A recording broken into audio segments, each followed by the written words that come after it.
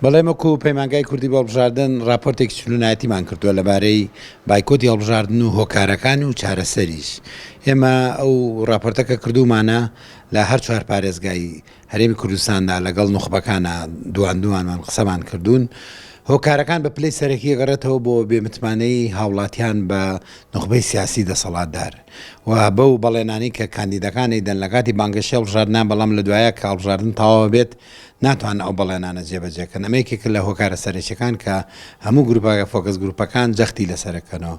هۆکارێکی تر مەسەلەی ساختەکاریە. بەڕاستی هاوڵاتیان زۆر تووڕەن لە دەنگەکانیان بەو شێوەیە کە ڕێزی ناگیرێت، چکە ساختەکاری و تەزویر ئەبێتەوەی هیچ بەهایەک بۆ دەنگی هاوڵاتی و دەنگدەر نەمێنێتەوە.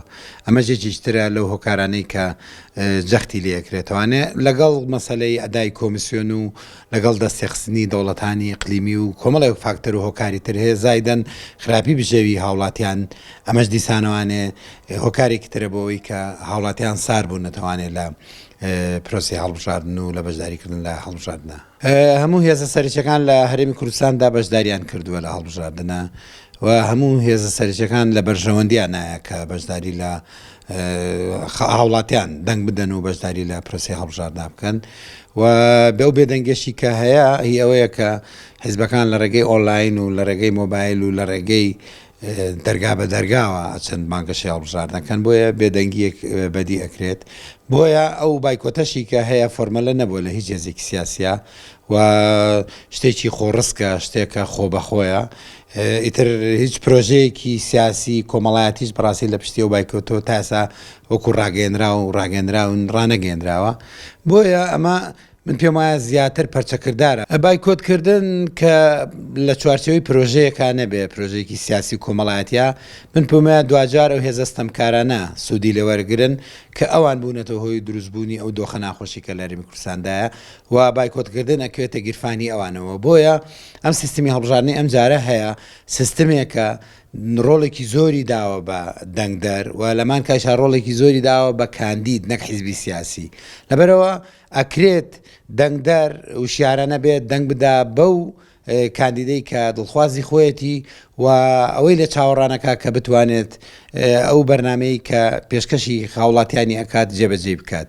بۆیە بایکۆت لە دوجارە من پێم وایەکرێتەوە خزمەتی هێزی دەسەڵاتدار و تای تەرازۆکە بە بەرژەوەندی ئەوە ناشکێ و ئەمە من وای بینم کە ئەمە جۆرێکە لە خۆت زیینەوە لە بەرپرسیارەتی گشتی و ئەمە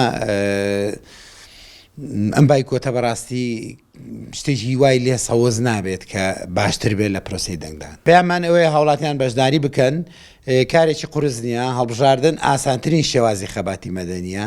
ئەگەر خەڵکێک ئامادە نەبێت بۆ دەنگدان بەشداری بکات، من پێم وانە بتوانێت بۆ خۆپیشاندان و بۆ شێوازەکانی تری خەباتی مەدەنی کە قورسترن بەشداری بکە.